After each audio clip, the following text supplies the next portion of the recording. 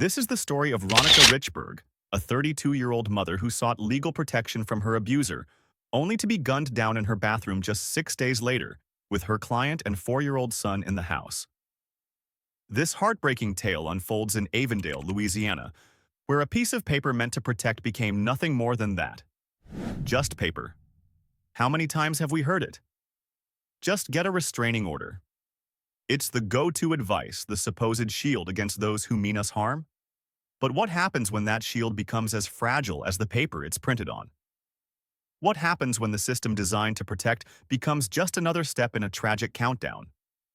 On August 19, 2020, Ronnika Richburg did everything right. She documented the abuse, she filed the paperwork, she followed the legal process. 6 days later, she was dead. In Jefferson Parish tonight, authorities are investigating a homicide in Avondale, but authorities say it happened in the 100 block of Millie Drive. Before we dive into the details of this heartbreaking story, let's talk about something that affects thousands of Americans every day. A restraining order, a legal document that's supposed to keep you safe. But here's the harsh reality. It's just paper. A paper that relies on the perpetrator's willingness to obey it. A paper that can't stop a bullet. A paper that couldn't save Ronnika. This woman was more than just another statistic. She was a successful entrepreneur and the proud owner of Nola Braidhead, where her magical fingers transformed clients' hair into works of art. Her Facebook page was filled with before and after pictures of her work, beaming clients, showing off their fresh braids. "You are an awesome mother and the best at what you did as a braider," one client would later write in tribute. But Ronika's true masterpiece wasn't in the intricate braids she created. It was in the life she built for her children. A 13-year-old daughter and a 4-year-old son were her everything. Between appointments, you'd find her helping with homework, preparing meals, or simply sharing laughs with her kids. The walls of her home echoed with the sound of their joy, a sound that would be tragically silenced too soon.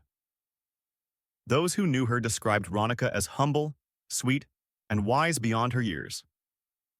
Her mother, Kim Richburg, would later say through tears, "She was sweet and humble. She didn't bother anybody. She didn't get in any trouble.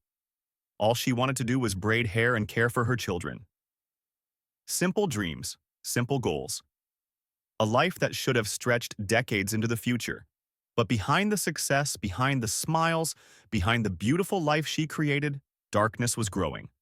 Lloyd Jones, the father of her youngest child, was casting an increasingly threatening shadow over her life. The signs were there: broken windshields, shattered phones, endless calls, relentless stalking. 3 times in 2 months, Ronnika had called the police. 3 times she had hoped for intervention. 3 times nothing changed. Until August 19, 2020, when Ronnika decided enough was enough. She walked into the Jefferson Parish's 24th Judicial District Court, her hands trembling but her resolve firm. In her filing, she detailed a pattern of harassment that had become her daily nightmare. "He stalked my mom's house, called my phone continuously, followed me on the bridge." The words on the paper told a story of escalating danger, a cry for help in legal language. The court granted her request. The restraining order was issued, set to last until at least September 9th, when a hearing would determine if it should be extended.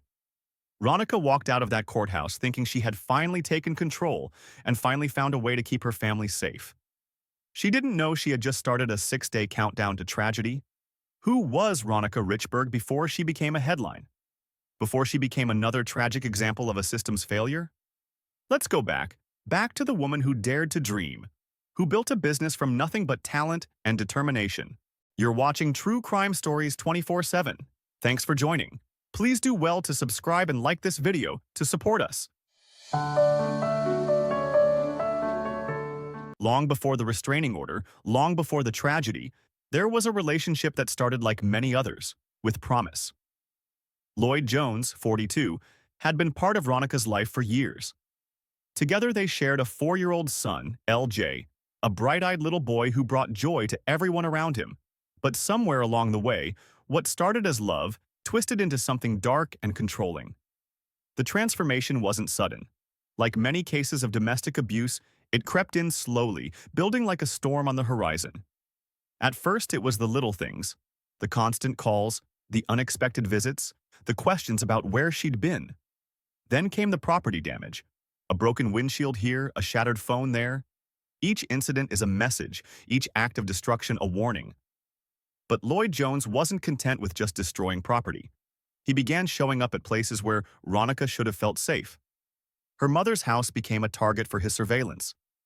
Her friends' homes weren't spared either.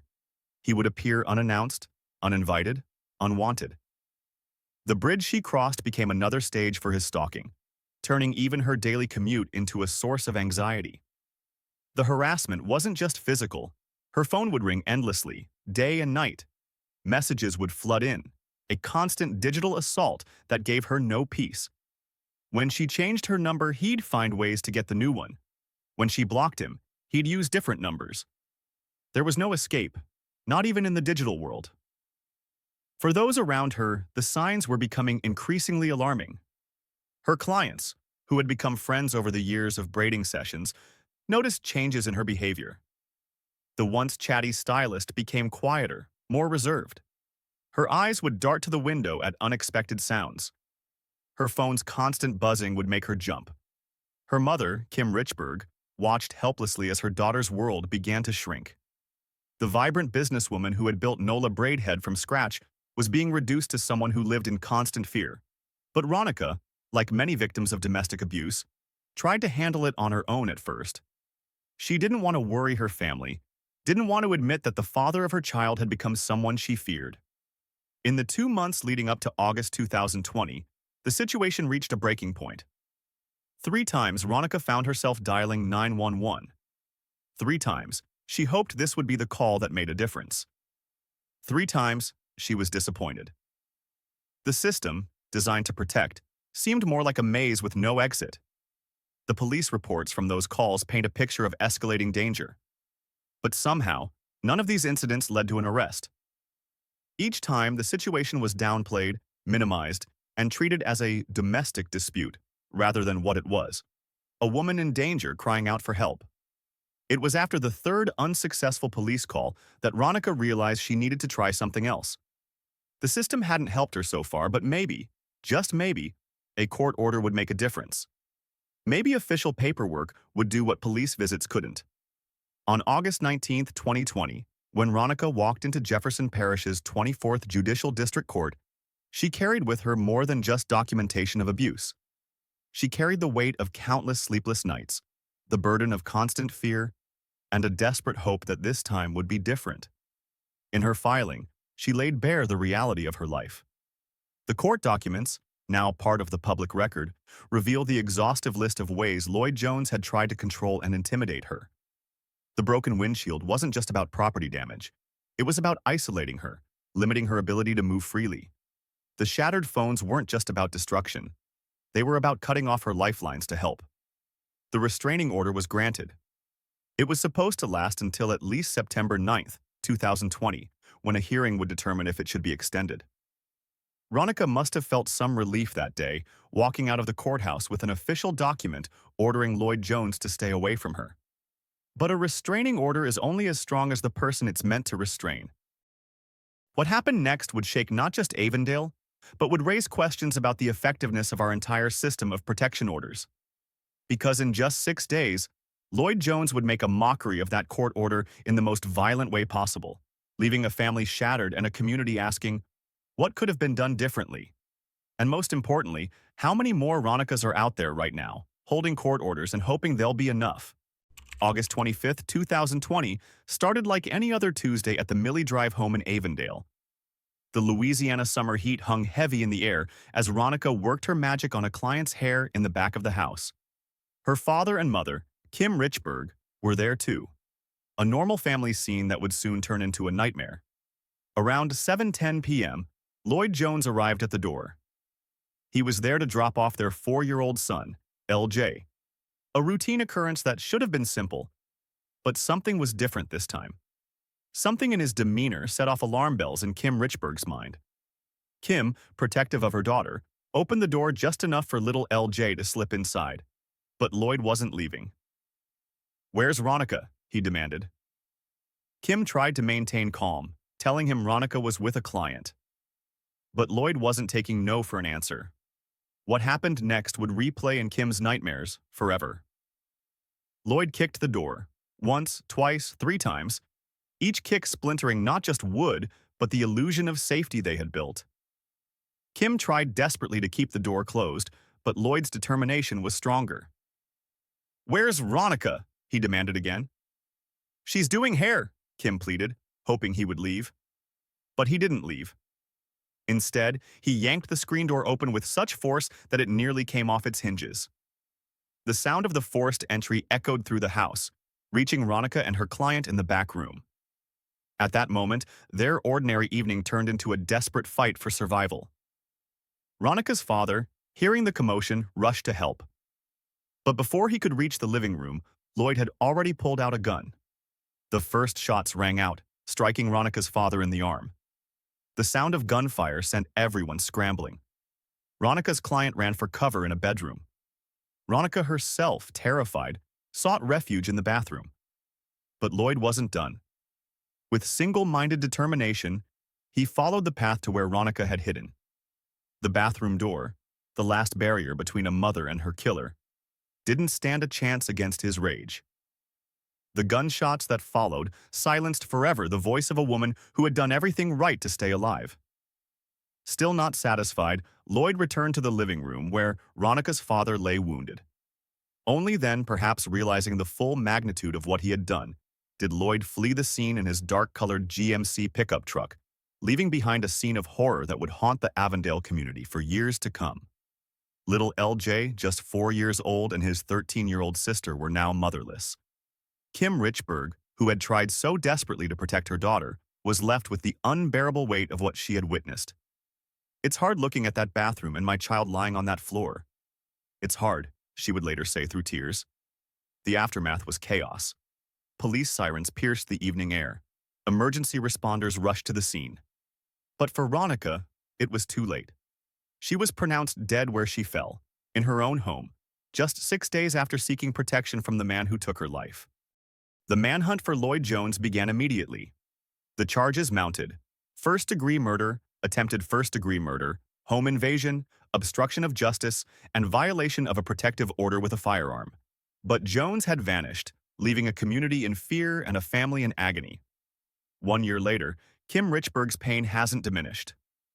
"I want him to suffer," she says, her voice breaking with emotion.